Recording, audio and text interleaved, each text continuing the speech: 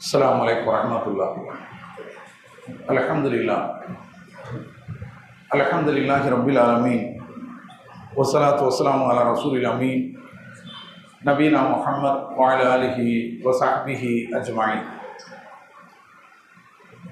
அன்பார்ந்த சகோதரர்களே, அல்லாஹ்வுடைய பேரருளால் அவனுடைய கடமையை நிறைவேற்றிவிட்டு அவனுடைய வார்த்தைகளை செவியேற்பதற்காக நாம் எல்லாம் இங்கு அமர்ந்திருக்கிறோம். எல்லாம் அல்ல அல்லாஹு ஜல்லஷானு தஆலா நம் அனைவருக்கும் அவனுடைய மார்க்கத்தை புரிந்து அதன்படி நடப்பதற்கு அருள் செய்வானாக.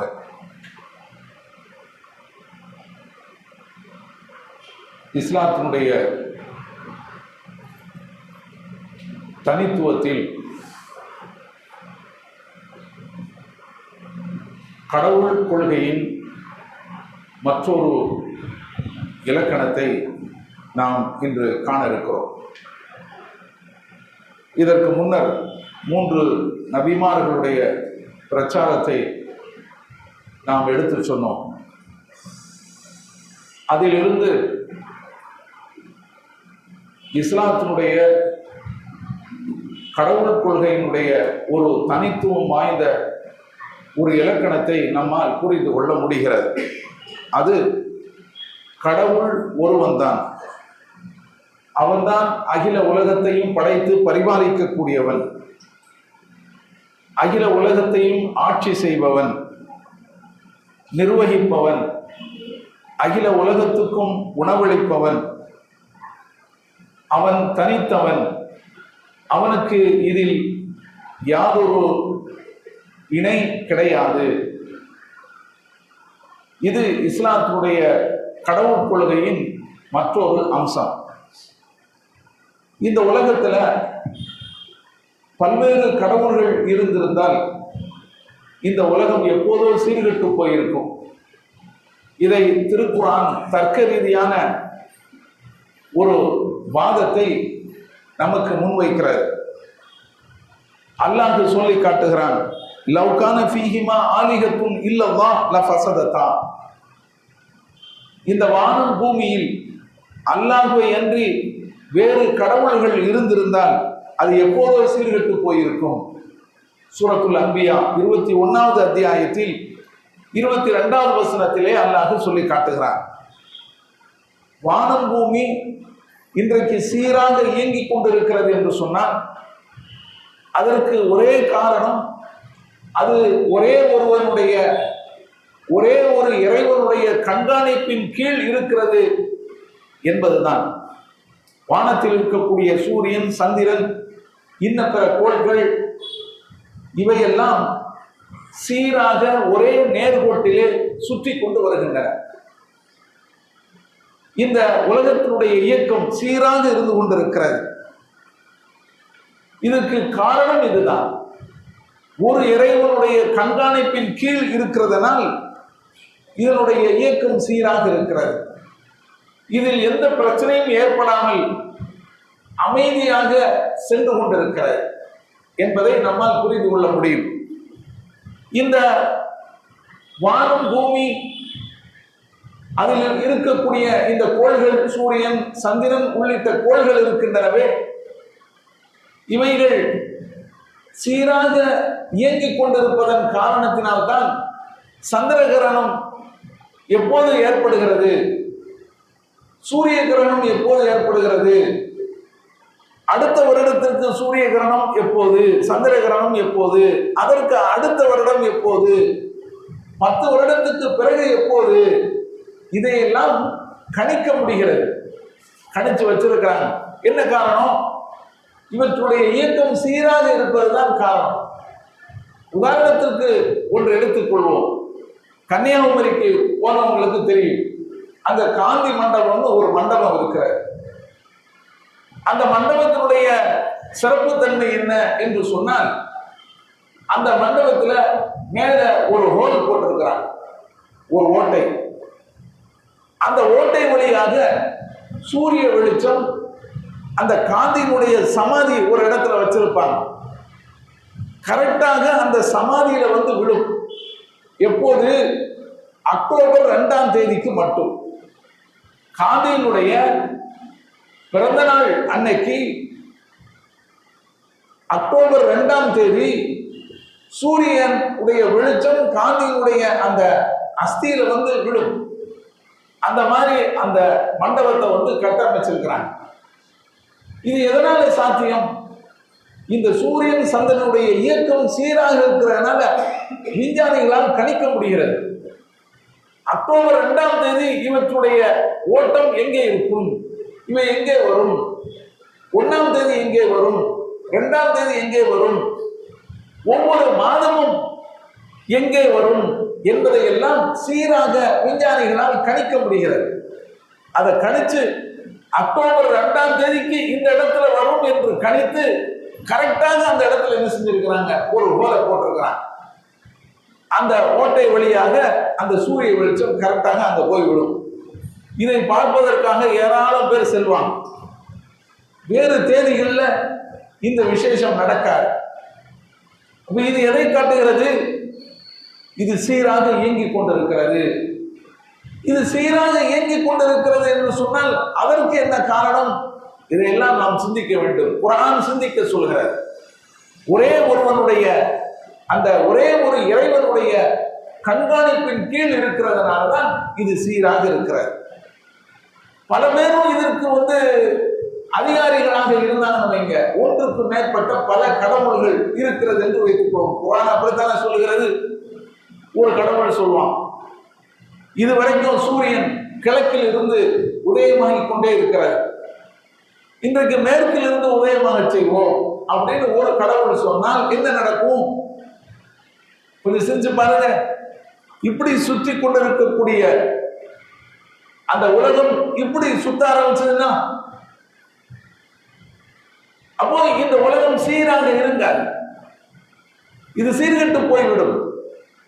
இதைத்தான் அல்லாஹ் சொல்கிறார். இந்த வானம் பூமி அல்லாஹ்வை தவிர வேறு கடவுள்கள் இருந்திருந்தால் இது எப்போதும் சீர்கெட்டு போயிருக்கும். அப்ப பல்வேறு கடவுள்கள் அங்கே இருந்திருந்தால் அவர்களுக்குள்ள சண்டை வரும்.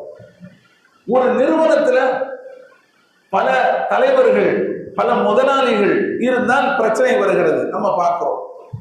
ஒரு நிறுவனத்துல ஒரு ஸ்கூல்ல ஒன்றுக்கு மேற்பட்ட தலைமை ஆசிரியர்கள் இருந்தால் என்ன நடக்கும்?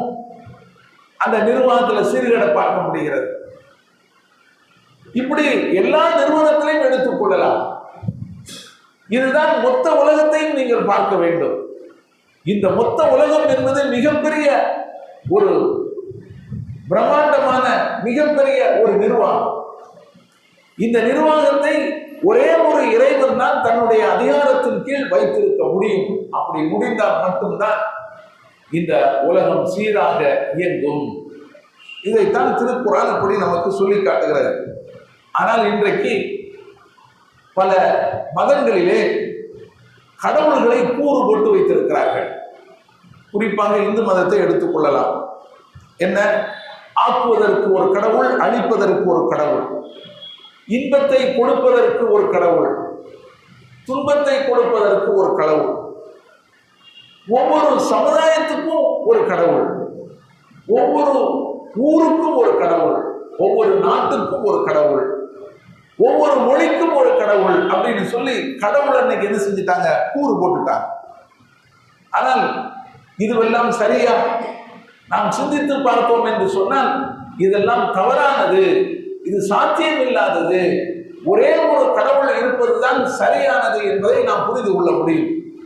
உதாரணமாக ஒரு மனிதன் தான் காக்கப்பட வேண்டும் என்பதற்காக தன்னை காக்கக்கூடிய கடவுள், அவனுக்கு பூஜை புனஸ்காரம் எல்லாம் செய்து கடவுளே என்னை காப்பாற்று அப்படின்னு சொல்லி வேண்டுகிறான் என்று வைத்துக் கொள்வோம். அவன் அழிக்கப்பட வேண்டிய காலம் வந்து விட்டது, நேரம் வந்து விட்டது. இப்ப அழிக்கக்கூடிய கடவுள் என்ன நினைப்பான்? அந்த மனிதனை அழிக்க நினைப்பானா மாட்டானா? சரி, அந்த மனிதன் அழிக்கப்பட்டால் என்ன நடக்கும்? செஞ்சு பாருங்க. அவனை காக்க வேண்டும் என்று நினைத்த கடவுள் அங்கே தோற்று போகிறார். அந்த மனிதன் காக்கப்பட்டால் அவனை அழிக்க வேண்டும் என்று நினைத்த கடவுள் அங்கே தோற்று போகிறார். தோற்றவன் எப்படி கடவுளாக இருக்க முடியும்? தான் நினைத்ததை சாதிக்க முடியாதவன் கடவுள் என்ற பெயருக்கு எப்படி சொந்தம் கொண்டாட முடியும்? இப்ப நாம சிந்திச்சு பார்க்கணும். இது சரியா வர ஒரு கடவுள் தான் சரியா வரும். இந்த காவிரி பிரச்சனை இன்னைக்கு ஓடிக்கொண்டிருக்கிற எவ்வளவு நாட்களாக நம்ம நாட்டில் ஓடுது காவிரி நீர் பிரச்சனை. காவிரி நீர் தமிழகத்துக்கு வர வேண்டும் என்று தமிழ்நாட்டில் உள்ள எல்லா மக்களும் கடவுளை வேண்டாங்க. கடவுளே, காவிரி நீர் எங்களுக்கு வரணும். டெல்டா பகுதியெல்லாம் ரொம்ப காஞ்சி போய் கிடக்குது, தண்ணி இல்லாம ரொம்ப வறட்சியா இருக்குது, காவிரி நீர் எங்களுக்கு வேணும், கர்நாடகத்திலிருந்து எங்களுக்கு கிடைக்கட்டும்னு சொல்லி தமிழகத்தில் உள்ளவங்க தமிழகத்தில் உள்ள கடவுள்கிட்ட கேட்கிறாங்க. கடவுளை இவங்க கூறு போட்டு வச்சிருக்கிறாங்க.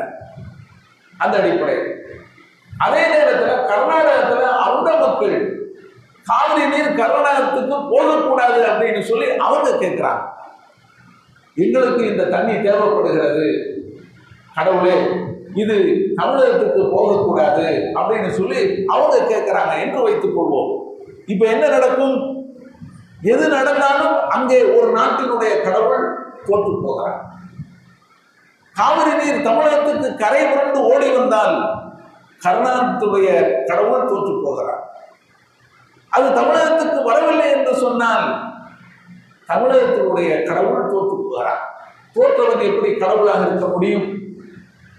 இதுதான் நாம் சிந்தித்து பார்க்கும் போது இதெல்லாம் சரிப்பட்டு வராது.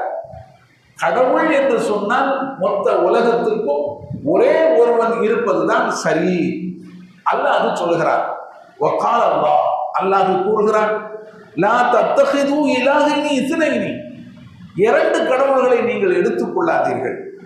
இன்னமா ஹுவ இலாஹு வாஹிதுன், கடவுள் என்பது ஒரே ஒருவன் தான். ஃபஇய்யாய ஃபர்ஹபூன், என்னையே நீங்கள் அஞ்சு பயந்து நடந்து கொள்ளுங்கள். அல்லாஹ் சொல்கிறார் சூரத்து நஹல் 16வது அத்தியாயத்தில் 51வது வசனத்திலே இருக்கிறார்.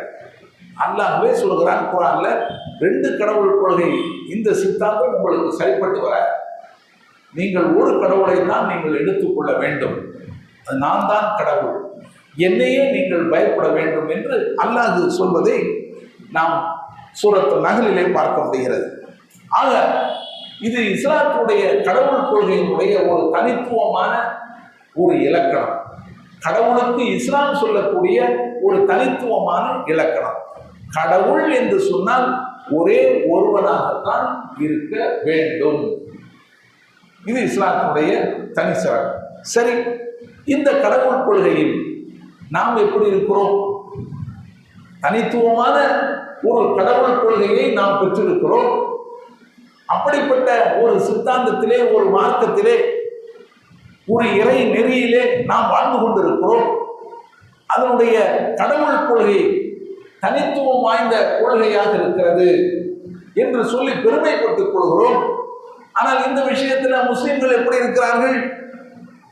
ஒரே இறைவனை வணங்க வேண்டிய முஸ்லிம்கள் அந்த இறைவனை விட்டுவிட்டு அவுலியாக்களை, இறந்து போன நல்லடியார்களை அழைத்து பிரார்த்தித்துக் கொண்டிருக்கிறார்கள். இது நம்ம பார்க்க முடிகிறது. அவர்கள் எல்லாம் என்ன நினைக்கிறார்கள்? இவர்கள் எல்லாம் கடவுளுக்கு சமமானவர்கள், அப்படித்தானே? கடவுளுக்கு சமமானவர்கள் என்று அவர்கள் கருதுகிறார்கள்.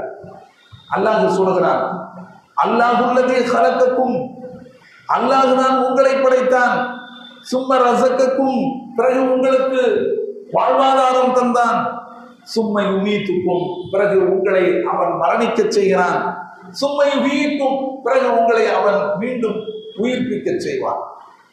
ஹல் மின் ஷுரகாயிக்கும் மை யஃபஅலு மின் ஸாலிக்கும், இதையெல்லாம் செய்யக்கூடியவர்கள் உங்களுடைய இணை கடவுளர்களில் உண்டா?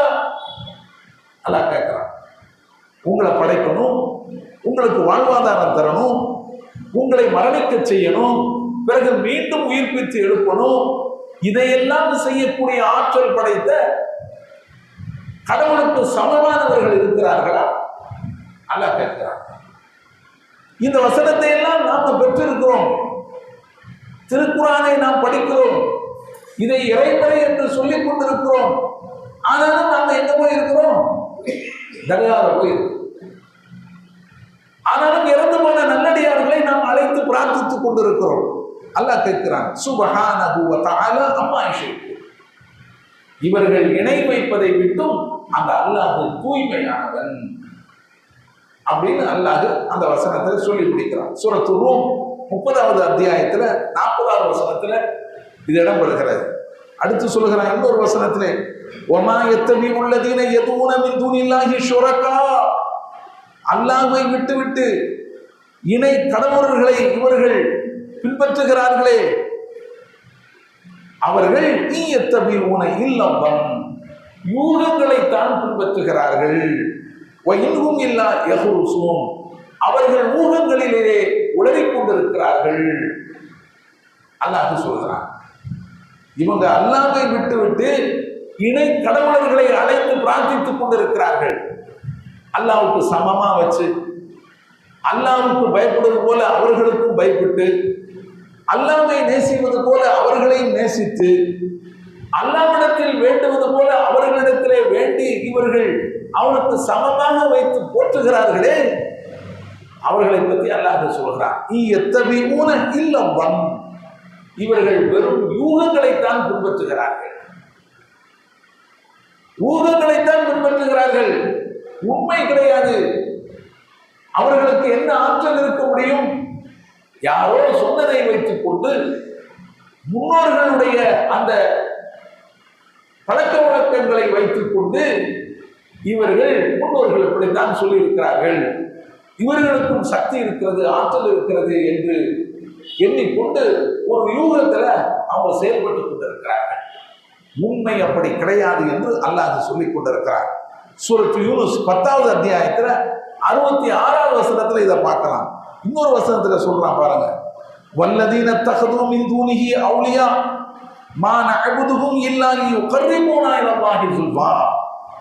அல்லாஹ்வை விடுத்துவிட்டு இவர்கள் அவுலியாக்களை எடுத்துக் கொண்டிருக்கிறார்களே, இவர்கள் சொல்லுகிறார்கள், எப்படி நாங்கள் இவர்களை வணங்குவது இவர்கள் எங்களை அல்லாஹ்வின் பக்கம் நெருக்கி வைப்பார்கள் என்பதற்காகத்தான். அல்லாஹ் சொல்கிறார், இவங்க என்ன சொல்லிட்டு வணங்குறாங்க? அவுலியாக்களை அழைக்கிறாங்க. இவர்களை எல்லாம் நாங்கள் அழைத்து பிரார்த்திப்பது இவர்கள் எங்களை அல்லாஹ்வின் பக்கம் நெருக்கி வைப்பார்கள் என்பதற்காகத்தான். சூரத்து ஜுமர் 39வது அத்தியாயத்தில் 3வது வசனத்தில் அல்லாஹ் சொல்கிறார், அவங்க அல்லாஹ்வின் பக்கம் எங்களை நெருக்கி வைப்பாங்க. இவங்க நெருங்க முடியாதா? ஒவ்வொருவருமே அல்லாஹ்வை நெருங்குவதற்கான வழிவகைகளை தேடிக்கொண்டிருக்கிறார்கள். இப்படித்தானே? அல்லாஹ்வை நெருங்குவதற்கு நமக்கு என்ன வழி, நாம் என்ன செய்யணும் அப்படின்னு சொல்லி ஒவ்வொருவருமே இறைவனை நெருங்குவதற்கான வழிவகைகளை தேடிக்கொண்டிருக்கும் போது இவர்கள் யாரை வைத்து நெருக்கத்தை தேடப் போகிறார்கள்? இறந்து போனவர்களை வைத்து. அவர்கள் எப்படி உங்களுக்கு நெருக்கத்தை தேடி தருவார்கள்? நீ உழைக்கணும், நீ தொழணும், நீ நோன்பு வைக்கணும், நீ நல்ல அமல்களை செய்யணும், தான தர்மங்களை செய்யணும், தியாகங்கள் புரியணும். இது உன்னை இறைவனின் பக்கம் நெருக்கி வைக்கும். நான் எதுவும் செய்ய மாட்டேன், நான் இவங்கள்ட்ட போய் கேட்டுக்கிடுவேன், எங்களை நெருக்கி வைங்க அப்படின்னு. அப்படித்தானே? இதெல்லாம் யார் சொன்னது? மக்காவில் உள்ள முஷ்ரிக்குகள், இணை வைப்பாளர்கள், மக்கத்து காஃபிர்கள் சொன்னதை அல்லாஹ் சொல்லி காட்டுகிறான். இவர்கள் அல்லாஹ்வை விட்டு வல்லதீன தகது மின் தூனிஹி அவுலியா, அல்லாஹ்வை விட்டு அல்லாஹ்வுக்குரிய நேசர்களை இவர்கள் எடுத்துக்கொண்டார்களே அப்படின்னு யார சொல்றாங்களா? மக்கத்து காஃபிர்களை சொல்றாங்க. அவர்களுடைய செயல்பாடு இன்றைக்கு அப்படியே நம்மவர்களிடத்தில் இருக்கிறதை நாம் பார்க்கிறோம். இன்னொரு வசனத்தில் அல்லாஹ் சொல்கிறான், சூரத்து யூனுஸ்ல இருக்கிறது 10வது அத்தியாயத்தில் 18வது வசனம், வயஅபுதூன மின் தூனில்லாஹி மா லா யதுர்ருஹும் வலா யன்ஃபஉஹும். இவர்கள் அல்லாஹ்வை விட்டு தங்களுக்கு நன்மையோ தீமையோ அளிக்காதவற்றை இவர்கள் அழைத்து பிரார்த்தித்துக் கொண்டிருக்கிறார்கள், வணங்கிக் கொண்டிருக்கிறார்கள். வயகூலும், இதற்கு அவர்கள் சொல்கிறார்கள், ஹாவுலாயி ஷுஃபாஉனா இன்தல்லாஹ், இவர்கள் எங்களுக்காக அல்லாஹ்விடத்திலே பரிந்து பேசுபவர்கள். அல்லாஹ் சொல்கிறான்.